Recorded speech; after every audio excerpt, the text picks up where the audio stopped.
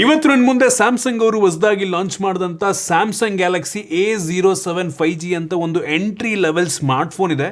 ನನಗೆ ಬಂದಿರೋ ಮಾಹಿತಿ ಪ್ರಕಾರ ಈ ಸ್ಮಾರ್ಟ್ಫೋನು 14ರಿಂದ 15,000 ರೇಂಜಲ್ಲಿ ಲಾಂಚ್ ಆಗ್ಬೋದು ಅಂತ ಅನ್ನಿಸ್ತಾ ಇದೆ.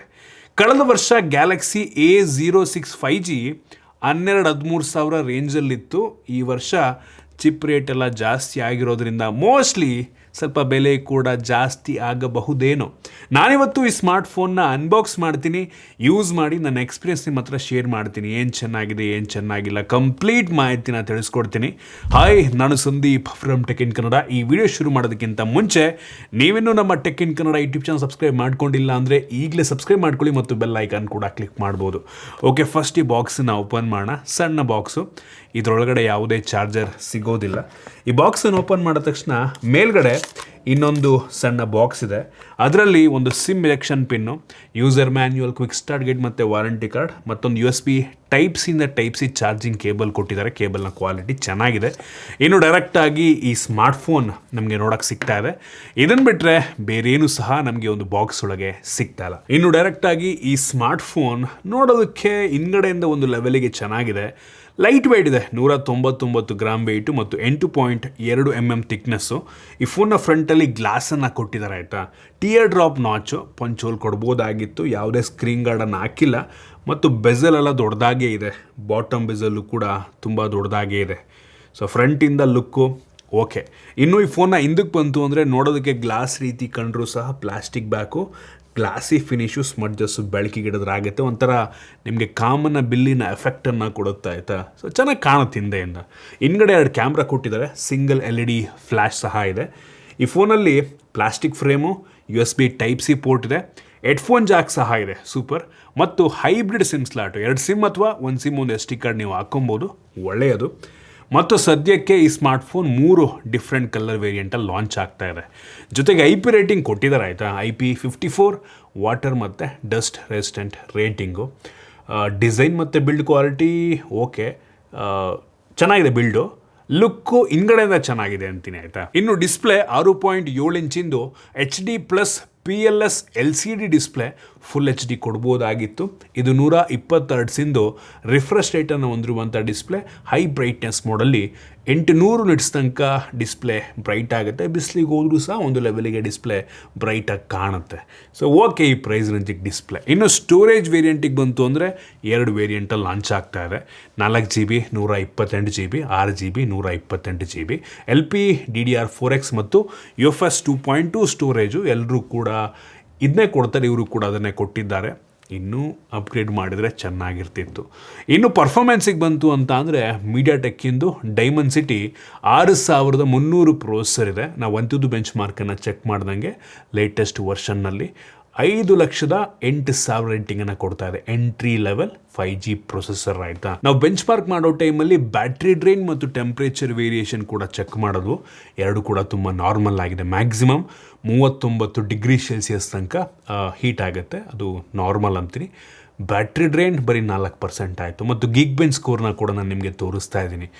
ಗೇಮಿಂಗ್ ಟೆಸ್ಟ್ ನಾವು ಮಾಡ್ದಂಗೆ ಫಸ್ಟ್ ಆಫ್ ಆಲ್ ಗೇಮರ್ಸ್ಗಳಿಗಲ್ಲ ಆಯಿತಾ. ಸೊ ನಾರ್ಮಲ್ ಬೇಸಿಕ್ ಗೇಮ್ಗಳನ್ನ ಆಡ್ಕೊಬೋದು. BGMIನಲ್ಲಿ ಸ್ಮೂತಲ್ಲಿ ಎಕ್ಸ್ಟ್ರೀಮ್ ತನಕ ಹೋಗುತ್ತೆ, ಪ್ಲೇಯಬಲ್ ಇದೆ.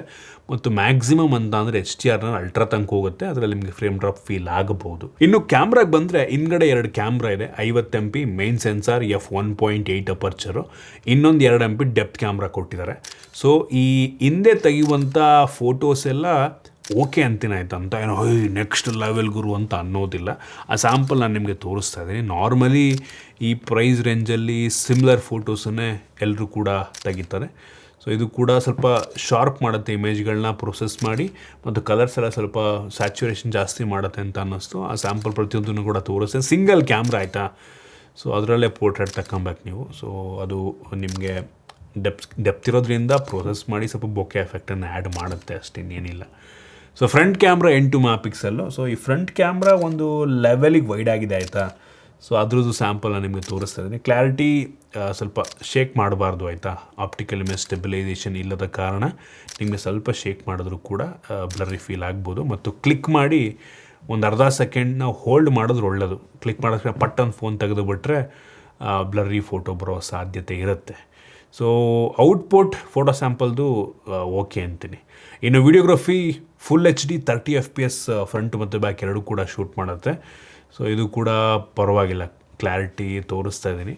ಸೊ ಸುಮಾರಾಗಿದೆ. ಇದು ಕೂಡ 60 FPS ಆಪ್ಷನ್ ಸಹ ಇಲ್ಲ. ಜೊತೆಗೆ auto night mode detection option ಇದೆ, ಅಂದರೆ ಕತ್ಲೆ ಆದ ತಕ್ಷಣ ಆಟೋಮೆಟಿಕ್ ಆಗೋದು ನಮಗೆ ಲಾಂಗ್ ಎಕ್ಸ್ಪೋಜರ್ನ ತೊಗೊಳಕ್ಕೆ ಶುರು ಮಾಡಿಬಿಡುತ್ತೆ. AI feature basic camera editing ಫೀಚರ್ಗಳಿದೆ, ಬಿಟ್ಟರೆ ಇನ್ ಡೆಪ್ತ್ ಏನೂ ಸಿಗ್ತಲ್ಲ. ಕ್ಯಾಮ್ರಾ ಈ ಪ್ರೈಸ್ ರೇಂಜಿಗೆ ಸ್ಯಾಮ್ಸಂಗ್ ಬ್ರ್ಯಾಂಡಿಂಗಿಗೆ ಓಕೆ ಅಂತೀನಿ. ಇನ್ನು ಸೆಕ್ಯೂರಿಟಿ ಬಗ್ಗೆ ಮಾತನಾಡಬೇಕು ಅಂತ ಅಂದರೆ side mounted fingerprint sensor ಇದೆ ಮತ್ತು ಫೇಸ್ ಅನ್ಲಾಕ್ ಇದೆ. ಸೈಡ್ ಮೌಂಟೆಡ್ ಕನ್ವೀನಿಯೆಂಟ್ ಆಗಿದೆ.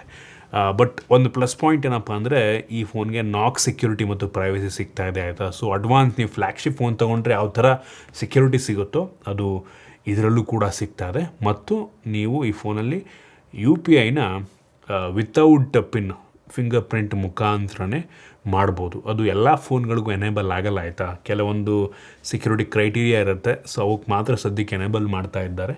ಸೊ ಅದು ಇದರಲ್ಲೂ ಕೂಡ ಕೆಲಸವನ್ನು ಮಾಡುತ್ತೆ. ಇನ್ನು ಬ್ಯಾಟ್ರಿಗೆ ಬಂತು ಅಂತ ಅಂದರೆ 6000 mAh ಕೆಪಾಸಿಟಿ ಬ್ಯಾಟ್ರಿ. ಬಾಕ್ಸ್ ಒಳಗೆ ಯಾವುದೇ ಚಾರ್ಜರ್ನ ಕೊಟ್ಟಿಲ್ಲ. ಸ್ಯಾಮ್ಸಂಗ್ ಬ್ರ್ಯಾಂಡಿಂಗಿಗೆ 6000 mAh ಕೆಪಾಸಿಟಿ ಬ್ಯಾಟ್ರಿನೇ ದೊಡ್ಡ ವಿಷಯನೇ, ಆಯಿತಾ. ಮತ್ತು ಅವ್ರು ಹೇಳೋ ಪ್ರಕಾರ 4 ದಿನ ಸ್ಟ್ಯಾಂಡ್ ಬೈ ಬರುತ್ತೆ, ಅಂದರೆ ಏನು ಯೂಸ್ ಮಾಡಿಲ್ಲ ಅಂದರೆ 4 ದಿನ ಎಲ್ಲ ಫೋನ್ಗಳು ಬರ್ತವೆ. ಒಳ್ಳೆಯದು. ಮತ್ತು OS Android 16 based One UI 8 ನಮಗೆ ಸಿಗ್ತಾ ಇದೆ, ಆಯಿತಾ. ನನಗೆ ಇನ್ನೊಂದು ಇಂಟ್ರೆಸ್ಟಿಂಗ್ ಅನಿಸಿದ್ದು, ಈ ಫೋನ್ಗೆ 6 ವರ್ಷ OS ಅಪ್ಡೇಟ್ ಕೊಡ್ತಾರಂತೆ. 6 ವರ್ಷ ಮತ್ತು 6 ವರ್ಷ ಸೆಕ್ಯೂರಿಟಿ ಪ್ಯಾಚ್. ಅದು ಹೆಂಗೂರು ತಡ್ಕೊಳ್ಳುತ್ತೆ ಈ ಫೋನು. 6 ವರ್ಷ ಆ್ಯಂಡ್ರಾಯ್ಡ್ ಅಪ್ಡೇಟ್ ಅಂತಂದ್ರೆ ಅನ್ಬಿಲೀವಬಲ್ ಅಂತೀನಿ, ಆಯಿತಾ. ನಮ್ಗೆ ಇದರಲ್ಲಿ ಯಾವುದೇ ಸ್ಯಾಮ್ಸಂಗ್ ಪೇ ಸಿಗ್ತಿಲ್ಲ, NFC ಎಲ್ಲ ಇಲ್ಲ. ಬಟ್ ಹೇಳಿದ ನಾನು ನಾಕ್ ಸೆಕ್ಯೂರಿಟಿಯಿಂದ UPI ಸ್ಯಾಮ್ಸಂಗ್ ಪೇ ಒಳಗೆಲ್ಲ ಕೆಲಸ ಮಾಡುತ್ತೆ. ಇನ್ನು AI feature circle to search, Gemini, Now Bar ಎಲ್ಲ ಸಿಗ್ತಾ ಇದೆ. ಸೊ ಅದು ಬಿಟ್ಟರೆ ಇನ್ನು ಅಡ್ವಾನ್ಸ್ಡ್ AI ಫೀಚರೆಲ್ಲ ನಿಮಗೆ ಸಿಗೋದಿಲ್ಲ. ಮತ್ತು ವೈಡ್ ವೈನ್ L1 ಸೆಕ್ಯೂರಿಟಿ ಸಹ ಇದೆ. ಸೊ ನೆಟ್ಫ್ಲಿಕ್ಸು ಪ್ರೈಮಲ್ಲಿ ನೀವು HD ಕಂಟೆಂಟನ್ನು ಪ್ಲೇ ಮಾಡ್ಬೋದು.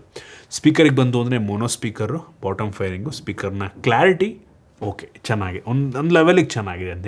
ಸ್ಟೀರಿಯೋ ಕೊಟ್ಟರೆ ಚೆನ್ನಾಗಿರೋದು, ಮೋನೋ ಸ್ಪೀಕರ್ ಕೊಟ್ಟಿದ್ದಾರೆ. ಇನ್ನು ಕನೆಕ್ಟಿವಿಟಿಗೆ ಬಂತು ಅಂತ ಅಂದರೆ ನಮಗೆ ಡ್ಯುಯಲ್ ಬ್ಯಾಂಡ್ ವೈಫೈ ಸಪೋರ್ಟ್ ಇದೆ. ವೈಫೈ 6 ಇಲ್ಲ, ಬ್ಲೂಟೂತ್ 5.3 ಕೊಟ್ಟಿದ್ದಾರೆ. ಮತ್ತು 12 5G ಬ್ಯಾಂಡ್ಗಳು ಸಪೋರ್ಟ್ ಆಗುತ್ತೆ. ಸೊ ಅವಶ್ಯಕತೆ ಇರುವಂಥ ಸೆನ್ಸರ್ಸ್ನೆಲ್ಲ ಕೊಟ್ಟಿದ್ದಾರೆ. ನೋಡಿ, ಸ್ಯಾಮ್ಸಂಗಿಂದು A ಸೀರೀಸು ಸ್ವಲ್ಪ ಬೆಲೆ ಜಾಸ್ತಿಗೆ ಲಾಂಚ್ ಆಗೋದು. ಕಳೆದ ವರ್ಷವೇ 12,500 ರೂಪಾಯಿ. ಹೋದ ವರ್ಷದ ಫೋನೇ 12,500 ಇದೆ. ಸೊ ಈ ವರ್ಷ ಮೋಸ್ಟ್ಲಿ 1,500-2,000 ರೂಪಾಯಿ ಅಂತೂ ಜಾಸ್ತಿ ಮಾಡ್ತಾರೆ. ನನ್ನ ಗೆಸ್ ಪ್ರಕಾರ 14,000-15,000 ರೂಪಾಯಿಗೆ ಮೋಸ್ಟ್ಲಿ ಲಾಂಚ್ ಆಗ್ಬೋದು. ಬ್ಯಾಂಕ್ ಆಫರೆಲ್ಲ ಸೇರಿದ್ರೆ ಮೋಸ್ಟ್ಲಿ ಇನ್ನೊಂದು ಸ್ವಲ್ಪ ಕಡಿಮೆಗೆ ಬರ್ಬೋದೇನೋ, ಆಯಿತಾ. ಸೊ ಅದರಲ್ಲೂ ಇಷ್ಟು ರ್ಯಾಮು ಚಿಪ್ ಶಾರ್ಟೇಜೆಲ್ಲ ಇರೋದ್ರಿಂದ ಪ್ರೈಸ್ ಇನ್ನೂ ಜಾಸ್ತಿ ಆದರೂ ಆಶ್ಚರ್ಯ ಪಡಬೇಕಾಗಿಲ್ಲ.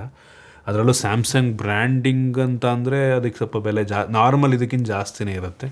ನೋಡೋಣ ಎಷ್ಟಕ್ಕೆ ಲಾಂಚ್ ಮಾಡ್ತಾರೆ ಅಂತ.